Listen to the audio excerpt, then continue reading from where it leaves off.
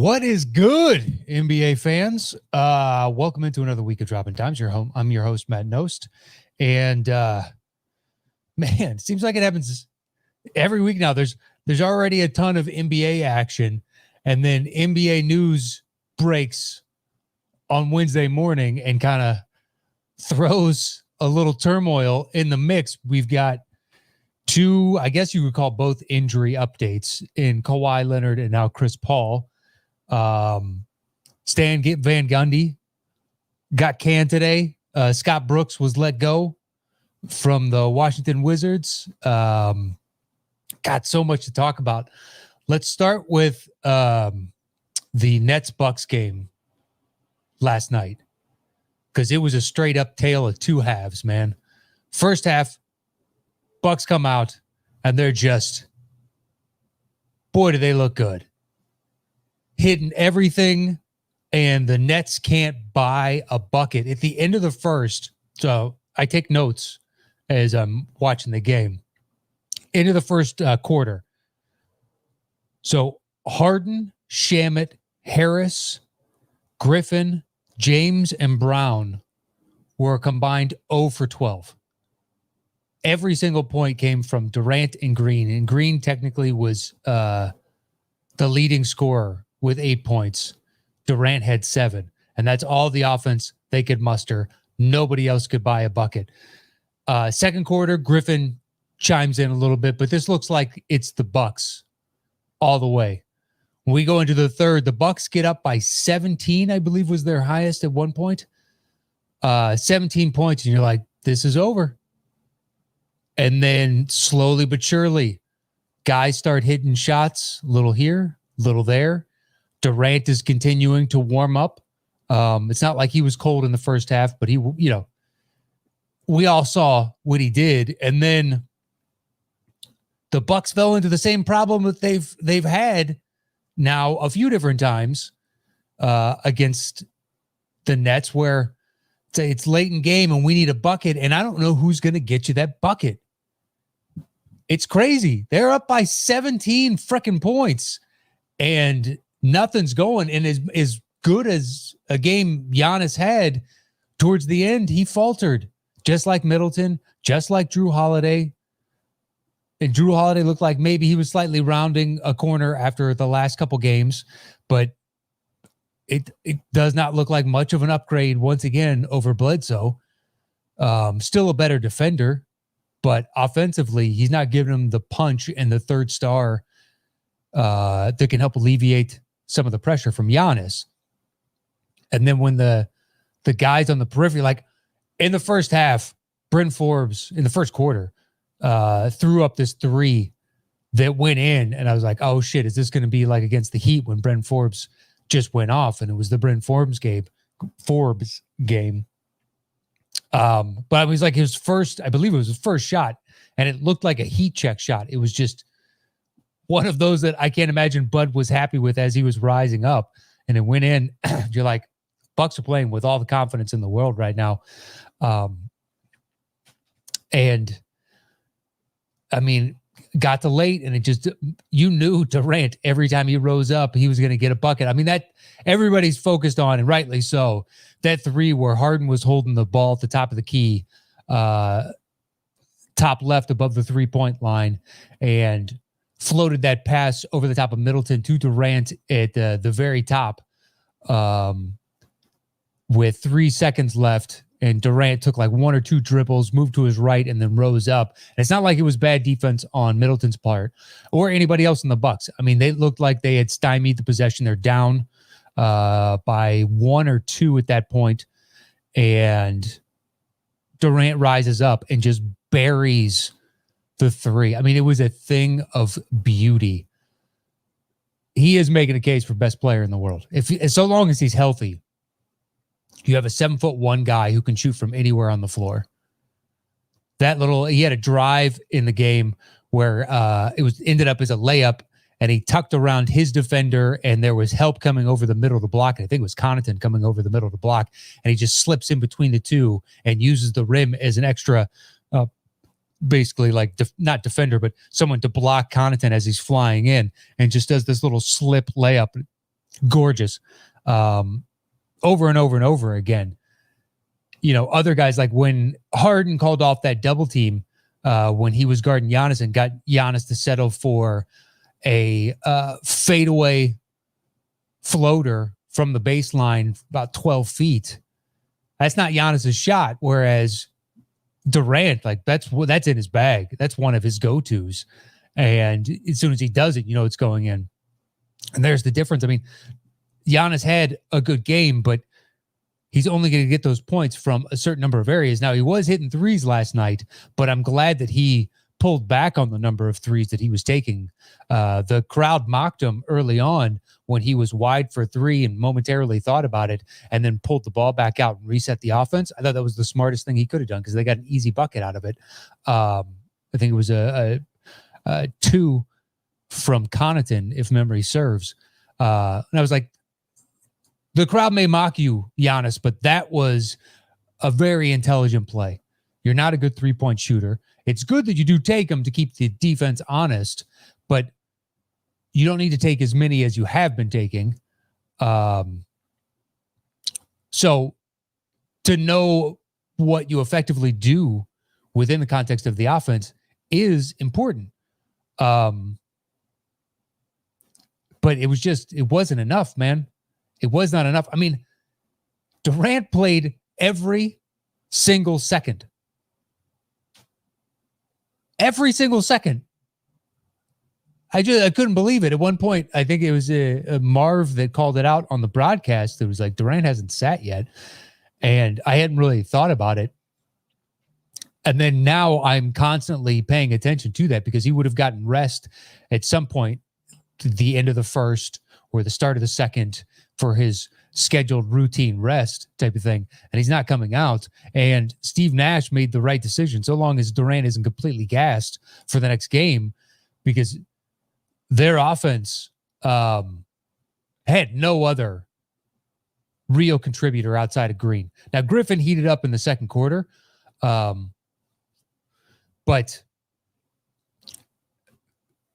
I mean, if you took Durant out, because Harden wasn't giving him much, and that's being kind. Although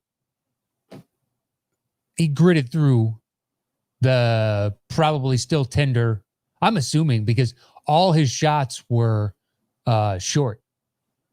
I mean, the best he was doing was hitting the side of the rim from a long three. But most of the others were, say he's on the right wing and he shoots a three, it hits the front of the rim and bounces straight, to a defender. He just was not finishing well. Even his little teardrop floater, which he's excellent at. I remember he had one, I think it was in the third quarter, and it didn't go in. He was not having anywhere near the type of game so that you would assume he would have. So the Bucks, from their perspective, is like, basically all we need to do is shut down Kevin Durant, and they couldn't do it. They just couldn't do it. I mean, it's a testament to how good Durant is, because once again, go back and look at that possession where he buries that three to put him up 5 late in the game with under a minute left. I think it was like 55-ish on the clock.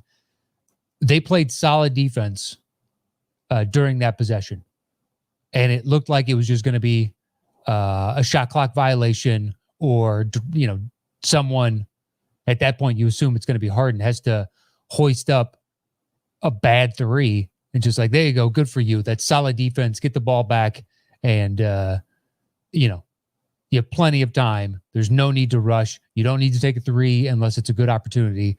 You have more options at that point, and Durant just bailed them out. God, it was impressive to watch, though. I mean, you couple that with 17 boards, 10 assists. Here, let me pull up his stat line, because then I think he had 3 blocks and 2 steals as well. So for the game,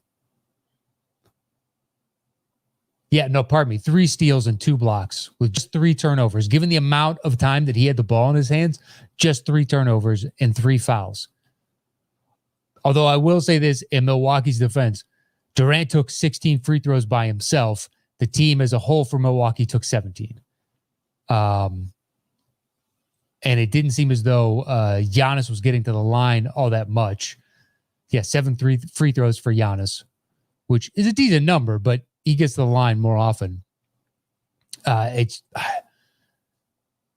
So now, if you're the Bucks, like it's the obvious cliche of do or die in the next game, but Harden gets a little bit more rest. And what if he is, instead of looking about 40 or 50% of himself, is closer to 75, and he can get you a little bit.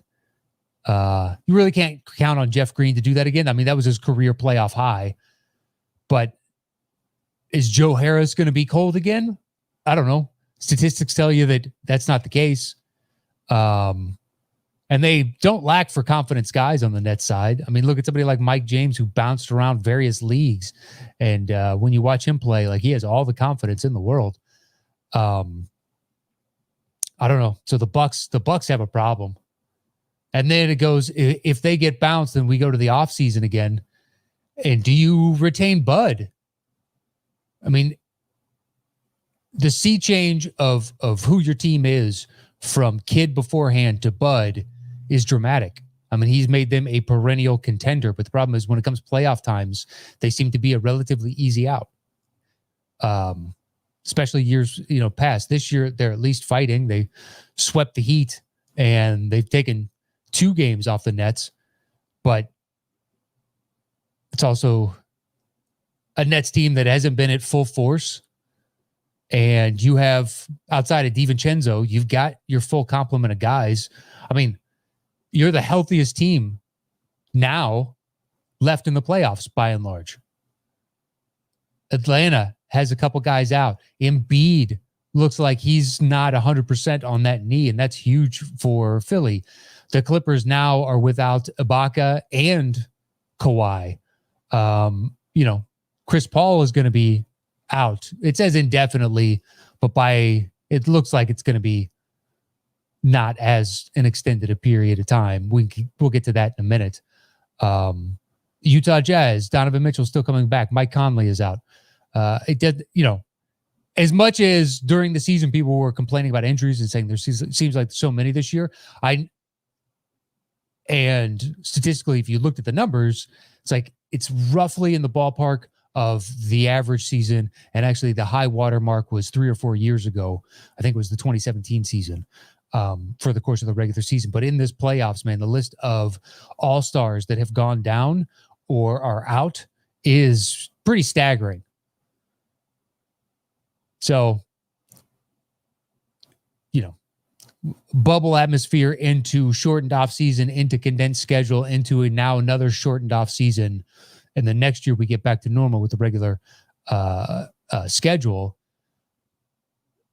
It's going to be interesting if this trend of guys breaking down come playoffs continues, and whether or not the NBA is willing to do anything about that. Because this year they're hamstrung by, they've already agreed to start their normal starting time. And you couple that with the Olympics, which the country of Japan, the populace there does not want the games to go on, but looks like they're going to go on because the government and the IOC and everybody else is pushing for this because they don't want to delay another year because it costs them billions of dollars thus far just to delay. It'll be billions more to delay, and nobody wants to spend the money. I think it'd be advantageous for NBA players in the NBA as a product because numerous players have already said, like Jokic has come out and said he won't play for the Serbian team because 2 playoff pushes on shortened off season, and he needs the time off rest. The only players for the NBA right now that have committed that I know of are Dame Lillard and Draymond Green. But quite a few have already said they're not going to go, like LeBron.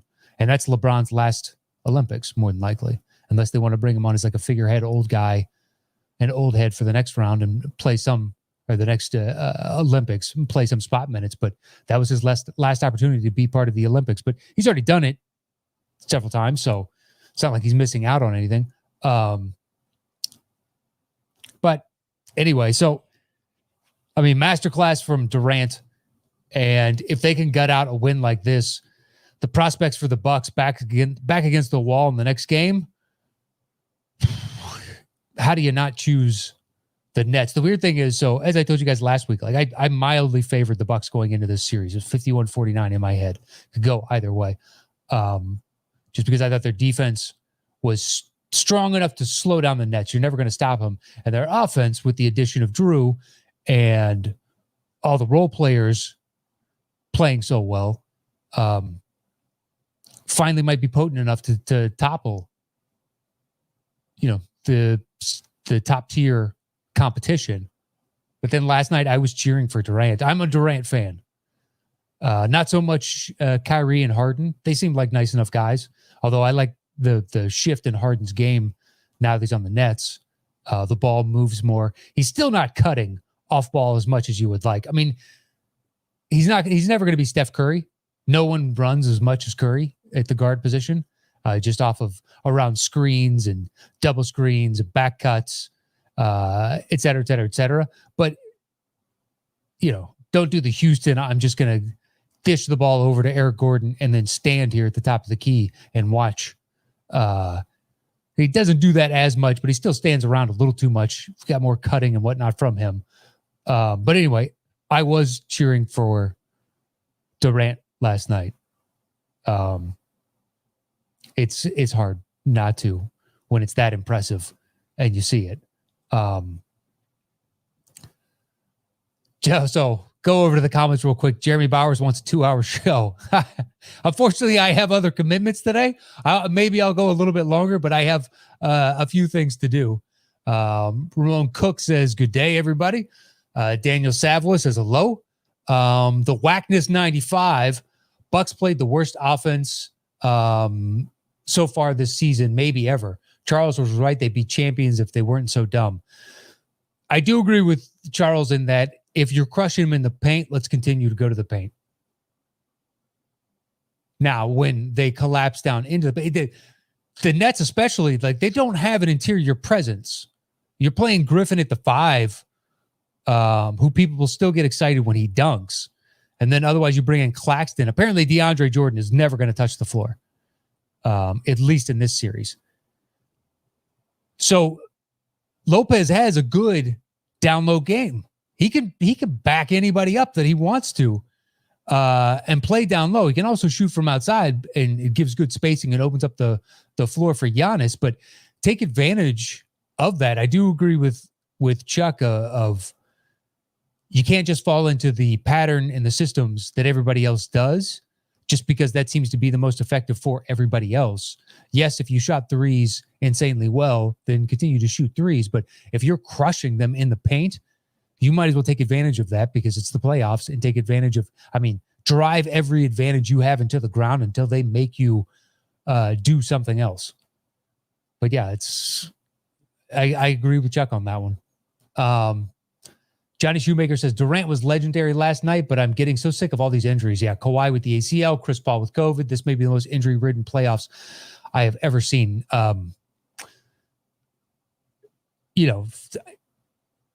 It was, to me, hyperbole until this last spate. Now, Paul's doesn't count as an injury, to me at least. But when you do look at the context of how many All-Stars have gone down,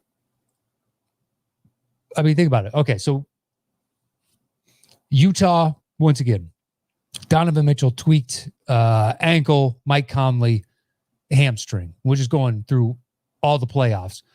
Luka got that stinger in his neck, really screwed him in that game 3, which I think they would have won that game 3 and then taken the series. And it gave the Clippers just enough to get over the hump on that. But now the Clippers on the flip side, Ibaka is out and Kawhi. So I've read it's a strained ACL and some people are saying a torn ACL, but strained or it's an ACL injury. I've seen from more sources, more credible sources. So right now I'm sticking with strained or it's not fully torn, because if it was, they wouldn't say he's out for game 5. I'd have to assume he's out for this series if it's an ACL and he needs time to rest. But if it's just strained, then perhaps he can come back. I don't know what the timetable on something that like that would be. And usually, like last week, I'll do the research to find out what the treatments are and the prognosis and whatnot. But this all just broke in the past hour, on top of the Chris Paul, on top of the coaches' firings, on top of it, just one after another after another. Didn't really have the time. Anyway, moving on. Denver, Murray went out, and then they were still getting back Barton and Morris and whatnot, but Murray went down. Lakers, AD out, that strain. Although, I don't know if you can count that because last year was kind of an anomaly. AD always gets hurt. The human body just isn't meant to be that big. Very few guys get to be 7 feet and make it through unscathed in this game. It just, joints, ankles, hips, knees are not meant to be this big and put, this much stress on them. Anyway, moving on. Philly, Embiid's knee, he still doesn't look 100%. You can see him out there every once and again, kind of just bending his knee and clutching at it every once and again. In that last game against Atlanta, it definitely looked like his knee wasn't 100%. Let's see. Atlanta now has 2 guys down, but no all-stars. Milwaukee lost DiVincenzo, but not an all-star. Brooklyn, you've got Kyrie with the knee sprain, plus Harden with the hammy. And then Boston, by the end of that series, they had nobody left. Jaylen Brown is out. Kemba is out. Time Lord is out. So, yeah, there's been a preponderance of injuries this year. And Daniel Savos says, everyone talks about players needing to step up from regular season to playoffs. The same could be said for coaches. Yeah, I think that was directed right at Bud. Shots across the bow, Bud. Daniel Savos is coming for you. Yeah, I saw on like Reddit, someone posted a thread about, can we talk about the injuries? And someone made the comment of, the Bucks are basically the only ones that haven't suffered through it. And a Bucks fan was like, I don't know, we're suffering through COVID-19. And he's like, hey-oh, but at the same time, when it comes to playoff time, at least the offense isn't as stagnant as it's been in years past. But it's still, I don't know, you don't see as many adjustments as other coaches are willing to make. And like, this is the first offseason that I can remember where he's just like, Giannis, we need you to play more minutes. Usually it's Giannis plays 30 and we pull him at 30. Like, no, you need to ride your guys. That's why he played 30 all season, type of thing. Ishmael asks who you got for the other 2 game 5s. As much as I like Utah, the Clips might actually be motivated, and Sixers for the other match. Well, let's move on, and then I'll get back to some comments going forward. But the chat is jumping today. All right, so since we just did an East, we'll move over to the West. Boy, that last game, Utah looked like shit, didn't they? I mean, in that opening quarter, could not buy a bucket. I actually, one of the few instances, I turned the game off because my wife has suffered through me watching damn near every one of these games. And she gets home every day and she's like, is there basketball on tonight? Like this is fun. And I'm like, yep, I'm excited. I can't wait. Tip off is in, blah, blah, blah, and giving her the countdown. And she is not happy about it. But God bless her. She doesn't give me shit for wanting to watch, basketball literally every night. So watching that game is just like, oh my God. Outside of Ingles and Mitchell, like nobody else was giving them anything. And they didn't heat up Ingles and Mitchell until the second quarter, if memory serves. By the end of the game, the Clippers won by 14, but it was never even that close. I mean, the Clippers were just pummeling the Jazz. And the Clippers are, in my opinion, arguably the best front-running team in the playoffs. If they have a lead, They play with more confidence than anybody else. But if you put them through adversity and turmoil, that's where I question the bulk of that roster.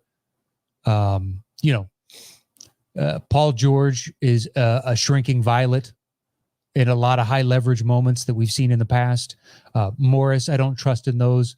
The only one is Kawhi, and now Kawhi is going to be out for minimum this game. But you have to assume, unless it's just a mild sprain of his ACL, that he's going to be out for the remainder of this series, whether it goes 6 games or 7. And then even if the Clippers make it out, big fat question mark as to when, what kind of timetable he'd be back for the next series, which would be only advantageous to Phoenix if CP3 is going to be out. And the CP3 stuff is apparently he has been vaccinated. He tested positive for COVID. So he enters the protocol. So it's not as long a duration that more than likely he'll be out. A. B, his body has some immunity already built up, having gotten the vaccine. So he should be able to combat it and get over the hump much quicker. C, by having the vaccine, if you look at the overall data that we've gotten back, people that get COVID after the vaccine, because the vaccine is not the silver bullet to take it out every time. I mean, I've had the vaccine. I'm now built up the antibodies and all that jazz. I'm past my second dose by the 2 weeks. I'm a month past my second dose. I can still get it, but now my body can fight it much quicker because I can build up I've already got some antibodies, and my white blood cells can build up even more much quicker. So the long-term effects, as the data thus far has shown, are going to be significantly reduced. Especially, so for Chris Paul, somebody who's already in top physical conditioning, more than likely the long-term effects of this are going to be minimal compared to others that got it, pre-vaccine. Like Jason Tatum saying, it took a while for him to basically kind of get his conditioning back because his lungs were so affected. More than likely, that is not going to happen to Chris Paul, and he's just going to have to go through this until he returns negative tests and then comes back. And a lot of people are making false equivalencies of, LeBron got to go to, that tequila event and he got to play. And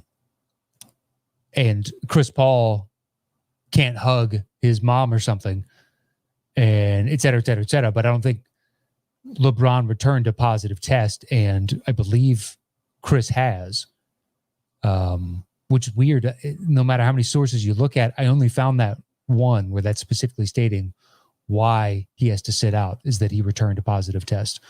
You would think that would be in the opening paragraph. But no, can't find it, at least on those initial reports. Now, I'm sure there's more information coming out as I'm recording this, but I found one that said he returned a positive test, and that's why he's got to sit out, which is the only reason that makes sense. Otherwise, you just drop him into protocols. He's already been vaccinated, and just continue to test him, and he can be back really quick. But if Kawhi is potentially out and the Clippers make it through these next 2 games, there's a good chance they're not going to have Kawhi in that opening game. So it nullifies the advantage you potentially would have by missing out on CP3. And I think the young guys now on Phoenix have enough confidence where they know they can weather the storm, or at least they believe they can weather the storm for 1 game. Campaign, it would all come down to Campaign. And Campaign right now is playing with a tremendous amount of confidence, more confidence than I ever thought Campaign could muster in an NBA game. For the longest time, he was king of the handshakes on the bench. He did it OKC. It was just like, there's Campaign, and he's got all the elaborate pregame handshakes with Westbrook. But all those years of mentorship and whatnot, bouncing around, learning different systems, and now coming under the wing of Chris Paul, it's going to make a tremendous difference. I'm curious as to whether or not, so if Chris has to sit out, then more than likely he can't be down on the sideline. So I would have a fucking iPad down there with a FaceTime straight to him. So that way, every time campaign came off, Chris could tell him, hey, here's what I'm seeing. Here are the shifts. Here are the weaknesses that I see that you could exploit. Otherwise you'd want to be like a quarterback and he's got an earpiece, but pretty sure the NBA is not going to allow that. But without Kawhi, do you trust the Clippers in the slightest? Even without Conley and a hobbled Utah team, I like Utah better if it's a Kawhi-less Clippers.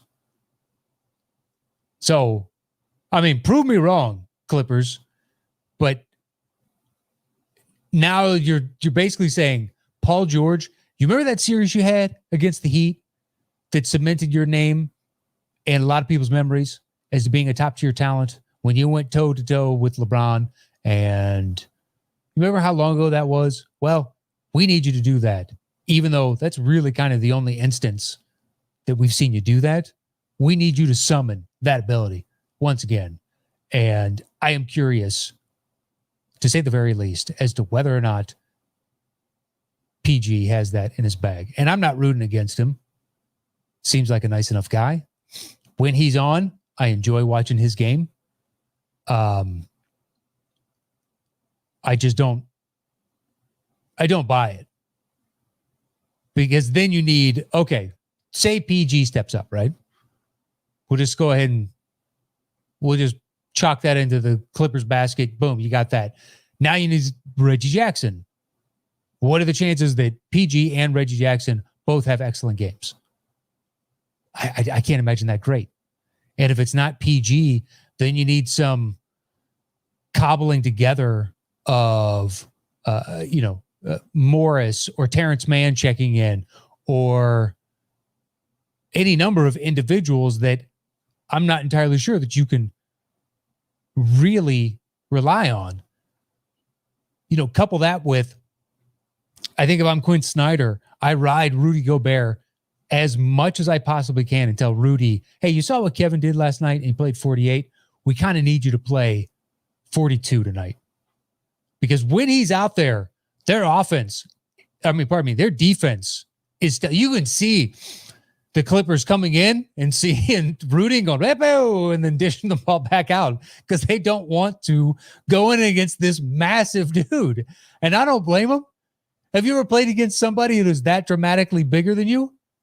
I mean, in the context of, you're 6'4", 6'5", driving in, and he's 7'1", 7'2", and then with that wingspan, like there's one guy that I play with, who is way taller than all the rest of us, and he's kind enough to not exploit it as often as he should, because otherwise he's just, what's the fun in playing this if he's constantly dominating? But if you drive in on him, you're like, nah, I'm dishing this ball out because I'm not getting around this massive length and arms. Just not going to happen. And by the numbers in this series, when Gobert is in there, I believe their defensive rating is like 107. And then when he is out, it balloons up 25 or 30 points. And what that means is, in essence, if Rudy would play the whole game, they're going to give up 107 points. And when he sits, they're going to give up, these number of points if he were to sit the whole game. So Zubac can't match him. They have no other real answer, especially with Ibaka out, because Ibaka, at the very least, would space him out to the 3-point line. And if he's not going to be in there doing that, Zubac isn't. So if you took away the driving lanes and just turned the Clippers solely into a 3-point shooting team, yes, they can hit them, but if that's what they have to settle for every time, that is a much taller task and it's much more difficult. But with Kawhi out, I just don't see a world in which the Clippers win this. Unless Mitchell re-injures his ankle, and maybe not re-injures, just aggravates, and he is, say that he starts the game at 80, 85% of his normal self. And if he tweaks it and whatnot and drops down to like 70, then, it's been up and down, especially for like Bogdanovich. He had a big shooting slump in the middle of the season. He didn't have a good game the last one. Now, by the end, if you look at the stat sheet at the end of the game, guys overall, they shot pretty decently. 43% from the field. Not great, but not terrible. You want to be up closer to 48 to possibly 50. And then 40% from three is great. They went 17 to 42. I mean, that is nothing to sneeze at. They ended up hitting, 2 more threes than the Clippers. But I think the bigger difference was just the fact that they had to do all of that late. Because quarter one, Mitchell went 2 for 6. Bogdanovich went 1 for 4. By the way, it's 0 for 3 from 3 for Mitch and 0 for 1 for Bogdanovich. O'Neal 1 for 2. Gobert didn't take a shot. Ingles didn't take a shot. Clarkson went 1 of 4. Derek Favors went 1 of 4. Second quarter, it's kind of more of the same. Mitchell, the only one carrying him, 4 of 8. Ingles heated up, went 3 of 3 from the 3-point line. And Mitchell's 4 of 8. All 4 of those were threes. But everybody else missed. Clarkson went 1 for 5. So at this point, Clarkson is 2 for 9. Third quarter, guys started hitting shots. A little bit better. And fourth quarter, Mitchell went cold. But the rest of his teammates, started hitting shots. But at that point, it was too little too late. And if they don't seize the moment with Kawhi being out tonight, then the Jazz are done. So the weird thing is the pressure is kind of equal on both. Because the Clippers are going to be feeling it without Kawhi. But they could almost, go into it with a sense of, well, if we lose this game, we knew we didn't have Kawhi. So some of the pressure should be alleviated. And flip side, the Jazz of, they don't have Kawhi. And if we don't win this is bad. But I still favor the Jazz. Losing Kawhi is huge. All right, let's go back to the chat real quick. I'm going to move down, see what, because there are a bunch of people talking about some of the stuff early on.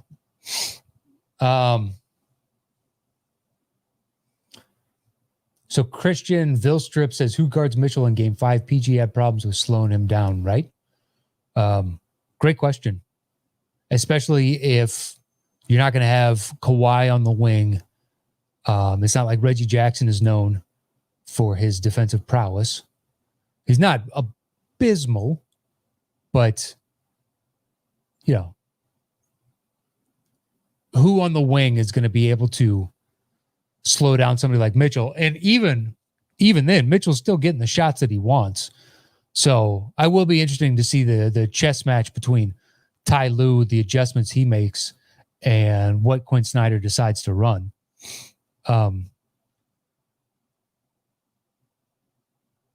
So let's move over to the East.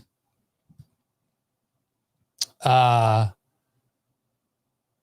in the East tonight, we have game 5 of Philly Atlanta. And boy, oh boy, are the Philadelphia 76ers kicking themselves because they had that game last game. And then in the second half, they went ice cold, just flat out ice cold. Embiid went 0 for 12. Simmons was abysmal in the second half. And at this point, man, Simmons, I mean, Jesus. Let me look it up. I want to say in the third quarter, he didn't even attempt a shot. Oh, no, he went 1 of 1 in the third quarter, and it was the fourth quarter that he did not attempt a shot. So in the entire second half, he went 1 for 1. This guy is your second All-Star. And he went 1 for 1. In 20 minutes of playing, 17 minutes of playing. So 17 out of 24 minutes, and he went 1 for 1 and 1 for 2 from the line. And that's it. Outside of that, he got you 2 assists, 1 rebound, and 2 fouls. That was Simmons' stat line in the second half. Now, Embiid went 0 for 12, but at least he was trying. Embiid looked like he wasn't fully healthy. But he's doing everything he can within, his power to will them into it. And on the flip side, watching that game, Trae Young did not have a good game. It wasn't a terrible game, but he did not have a good game. And I do find it interesting. I like those, surprised they work, but the Lou Will coupled with Trae Young combos. You would think that it would just be complete, utter lack of defense in your front court position, that they would get roasted, and not the case. But I think the difference between this, ultimately it was a 3-point game, but the difference was turnovers. Utah forced more turnovers and took advantage of it because, looking down the line, statistically speaking, they're relatively even across the board within this game. And I still favor Philly overall, but not by a dramatic amount. The East looks pretty hobbled. I thought this might be a year the East could take it, but the Nets aren't healthy. If the Bucks manage to win, well, now they just have the ratcheted up pressure of the Eastern Conference Finals. And can they get through that? Philly doesn't look right if Embiid isn't 100% healthy. And Atlanta is so young that I'm not entirely sure how they're going to react in the Eastern Conference Finals, let alone once we get to the finals. The only team in the East right now that I would trust would be the Nets if whoever makes it to the finals. But with Kyrie with that nasty ankle roll, that was nasty. And Harden should slowly come back, into shape. But right now they got Durant of their big three. It's a big fat question mark. So this Sixers Atlanta game, this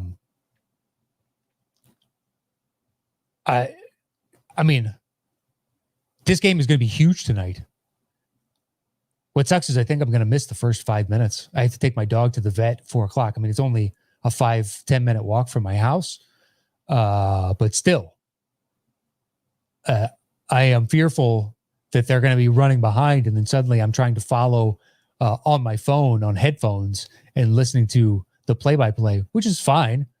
You can still follow the action, but there's nothing quite like watching it because, surprisingly, they seem like relatively even matched. If Trae gives you a game like he did last time and you still manage to win, then they have to be happy with that. Trae shot 8 of 26 from the field, 3 of 11 from 3, and he went 6 of 8 from the line.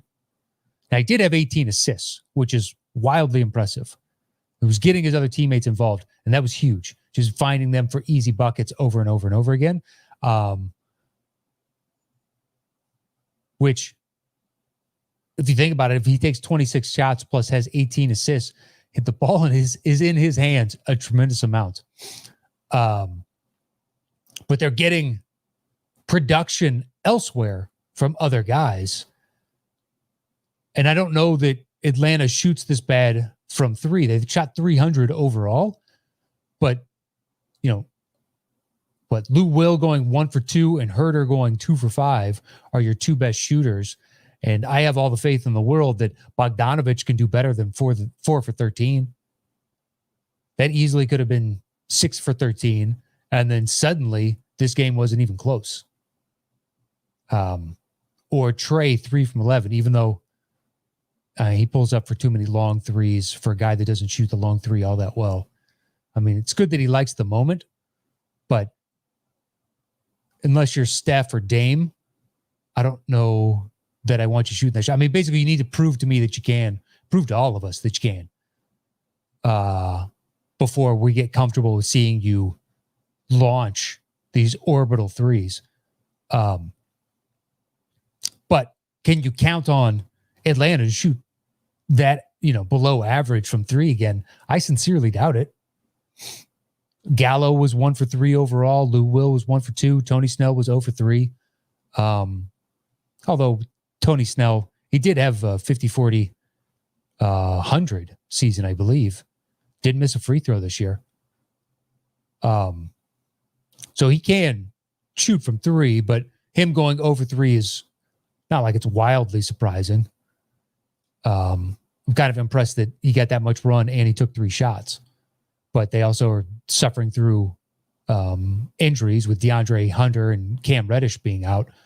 So different guys are going to get playing time. Yeah, Okongwu got in there. But anyway, so Philly, if Embiid, Embiid is everything. It's Embiid and Harris, although then Curry can also pile in. But for Christ's sakes, if Simmons is going to take 1 shot in the second half, 1, and not be able to fill in the stat sheet, doing all the other things, getting some boards, getting assists, and increasing the overall fluidity and the dynamic of your defense, the fluidity of the offense, the dynamic of the defense. Well, for Christ's sakes, man, why are you out there? Thibault is at least shooting. I mean, Thibault played 21 minutes to Ben's 36 and took 3 fewer shots. 1 for 5 from 3. That one that he made was nice. I thought another one was going to go in too, so very easily could have been 2 of 5. But a guy that's not known for a shooting stroke is still trying to help pile it in. So Harris went 8 of 15. That is solid as can be. 2 for 3 from 3. And Curry, 7 of 10 overall, 3 of 6 from 3. That's excellent. So if you get any of your secondary players beyond that, your bench guys, your Shake Miltons, your potentially your Dwight Howards, to have a decent game, well, you can easily, not easily, but you can beat this Philly team or the Atlanta team. I will be intrigued tonight because I can talk myself into both narratives. So I am most definitely looking forward to that game tonight. Yeah, both of them should be good. I will be intrigued as to what the Clippers actually do to combat, like what you brought up earlier, who they're going to have on Donovan to defend. And then who's going to step up now that Steady Eddie Kawhi is out and out for the foreseeable future, potentially for the playoffs themselves. I mean, what does that portend for the Clippers' future? Because him and PG are up. They have no real cap flexibility, knowing that they can basically re-sign them and they won't have anything left in the tank. They have no draft assets to trade out. So if they don't, as soon as they got those 2 guys in last offseason, the clock was on. Time was ticking. And you knew they had a 2-year window. 2 years, that's it, to win a championship. Now, if I'm the Clippers, I still do that deal. You get Kawhi. He is fresh off a championship with Toronto. He is the hottest commodity in the free agency market. And he comes to you and says, here's a list of players that I want to play with. I will sign with you if you can get one of them. And they go out and what looks like, they traded all these assets for Paul George. In reality, they traded all those assets for Paul George and Kawhi. But this 2-year window is closing. And they have no young guys to basically flesh out the roster with.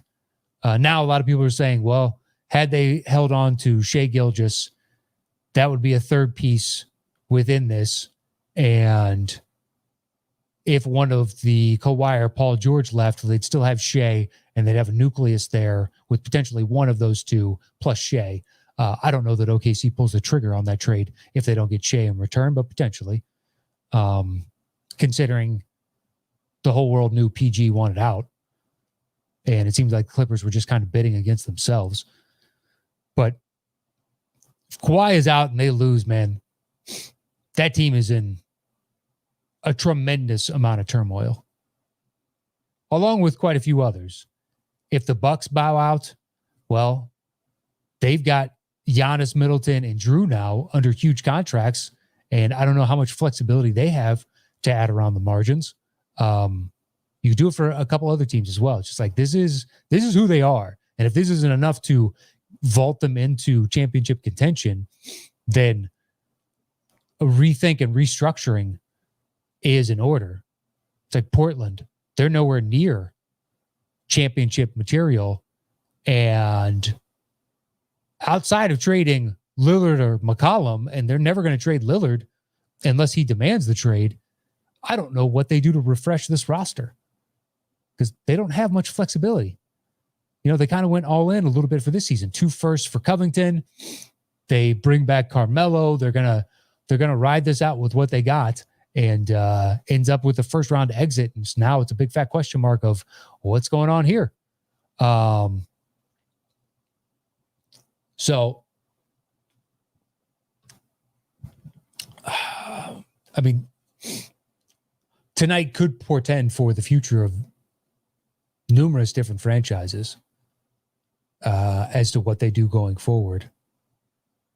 I mean, on the Eastern side, Hawks have all the flexibility in the world. They have so many different young assets that if they feel that they need to add another piece, they could do it. So the Wagner says, what about trade CJ for Middleton? I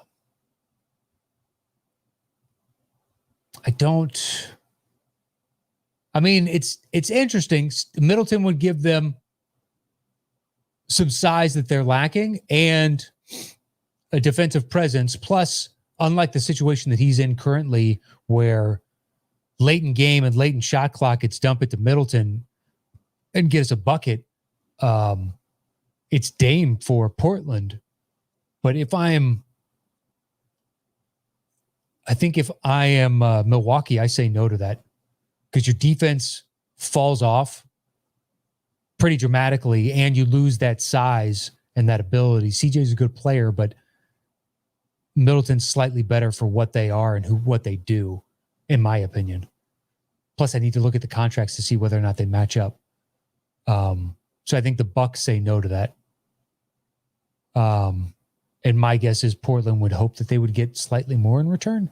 Nothing against Middleton, but I'm not sure if they want a guy plus a pick or something like that, depending on what is out there and who is coveting CJ. But they need to start basically replenishing their stock. So anyway, yeah. So the Atlanta can make moves. The Sixers never count Daryl Morey out. There will still be a market for Ben Simmons out there. And, you know, how foolish does Houston now look not having traded for Ben Simmons, even though I think he's a flawed star, obviously. I mean, one shot in the second half, but I've had that bone of contention with Simmons for a long time. Was it like 2 years ago, picking the All-Star team on the show with Aaron Larsoul, the guy that does the Lakers official podcast. And he had Simmons making his East roster, and I didn't. And my whole thing was, show me a jump shot. Just any. A jump. That's all I want. In today's modern NBA, there is not much room for a point guard that doesn't shoot, which is anathema to everything the NBA stood for the first, 50, 60 years of its existence. You didn't want a point guard that shot first. You want a point guard that facilitated. But those days are long gone because now you need a point guard to stretch the floor, and there's no point in playing offense 4-on-5. And when Philly goes those super defensive lineups with Simmons and Thibault out there. Now you have two guys that are hesitant to pull the trigger. At least Thibault is willing to, especially from deep. I mean, he shot 1 for 5. Not great. 20% from the floor in the last game. That being said, it at least draws his defender out, keeps the defense honest, and opens up the lanes so that the next time he's out there and he gets the ball, they have to respect that the shot's going up. And suddenly you've got Seth Curry on a back cut, potentially opening up, or Tobias Harris cutting to the rim. Maybe Embiid at the nail or the low post. You can dish it into him, but you don't have a clogged lane, whereas Simmons guy can just sag 5 feet off of him at all times. But never count Daryl Morey out. If anybody can find a trade out there, it's him. But can you imagine the Sixers team now if they had Harden in conjunction with all these guys, and Harden was willing to play like he is for the Nets? Where it's like, dude, you got to move the ball around. We got to get other people involved, but you have 3 guys, potentially 4 if you want to add Curry, but 3 guys in Harden, Embiid, and Harris. It's like, that is pretty brutal. And then you throw in somebody like a Curry, and it doesn't, now you can have a Thibault out there, or a Danny Green when he comes back, or it gives you more roster flexibility as to how you fill out that vacant spot. Whereas Simmons is out there, we need a shooter. It's just done. We need a shooter, because otherwise we're playing down. We're playing down a man on offense. If he's not going to drive and press his advantage, like when they get the switch and Trae Young is on him, make Trae Young pay. Drive on him. And he's just hesitant to do it. It's frustrating to watch. It's like, dude, you are so big, so athletic, and so talented. Please take advantage of that. And I'm not rooting for either team in this mix. Although I will say Trae Young still has the most punchable face in all of the NBA. I don't know if that's going to change anytime soon. But I'm not rooting against him. I still like the overall construct of the Atlanta Hawks. Like, some people were giving them shit in the offseason of, they're spending a little too early on this. And I liked the additions. Now, overpaying for Gallo is unfortunate because you didn't know you were going to get Bogdanovich at that time. And I don't know that they pulled the trigger on that Gallo, but he has played really good minutes for them and gives them a big 4 when they need it. But I think they could survive without him, and they'd still have that cap flexibility for next offseason. So they signed him before they knew they were going to get Bogdanovich, and the Bogdanovich deal fell apart against the Bucks. That being said, Hawks are super interesting and can make a lot of moves. So I think that's it, guys. I think we've covered, and gals, but everybody in the chat thus far is best I can tell. Seems like a dude. The whackness could be a lady. I don't know, but I can't imagine a woman calling herself the whackness. Call me crazy. But yeah, let me know in the comments below who you like in tonight's games, who you like making the finals out of each conference, and potentially the Eastern Conference Finals, and then the finals thereafter. I'd love to read it. I'd love to see it. Otherwise, you can let me know over on Twitter at Matt Knost. I don't always tweet about the games because when I see people's timelines where they're just kind of, it's nonstop. It's every tiny little piece of action that happens. And then my timeline is cluttered with 75 tweets from one person. It drives me nuts. So I don't tweet about the games all that often unless something really tremendous happens, like the Jokic getting tossed or Durant just going off last night. But I am watching the games pretty much nonstop. And I am looking forward to, hopefully that fucking vet is on time today so I can make the opening tip of the first game. But that is it for Dropping Dimes today. Thanks to everybody that joined me in the chat. One final note, Ben Friedman, as a Kings fan, it delights me to see Bogdanovich for the Hawks playing so well. Good for you, man. And Ben, I've only got one friend that's a Kings fan. So God bless you. So much so, he's such a Kings fan that he was actively rooting against the Warriors and went to one of the finals games to root for the Cavs over the Warriors. That's how much of a Kings fan he is. Bay Area for life. But anyway, that is it for Dropping Dimes today. Once again, you can follow me at Matt Knost, and I'll see you guys next week for another edition. Until then, yeah, Hassan's my buddy. That's from The Daily Show and now Netflix. But I texted him. I was like, dude, are you fucking sitting behind the Cavs right now? And he sends me back a text. He's like, hell yeah, let's go Cavs, man. I was like, wow, you are the biggest Nets fan I have ever met. Or pardon me, Knicks, Kings fan I have ever met. It's not even close.